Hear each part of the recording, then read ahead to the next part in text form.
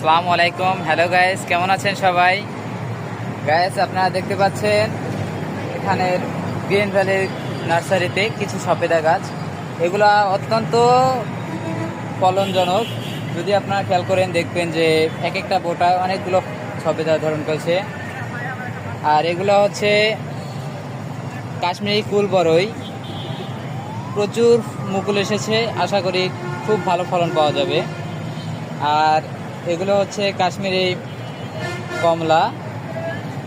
এটি এখন আমাদের দেশেও ফলন পাওয়া যায়, অনেক সুন্দর।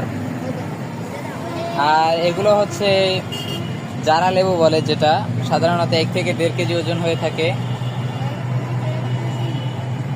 গাইস, এখানে অনেক কিছুই আছে যেগুলো আমরা হয়তো বা নাম জানি না, বা পরবর্তীতে জানা যাবে। খুব একটা বলা সম্ভব না সঠিকভাবে কি আছে কি নেই, তবে অনেক কিছু আমরা নতুন নতুন দেখতে পাচ্ছি।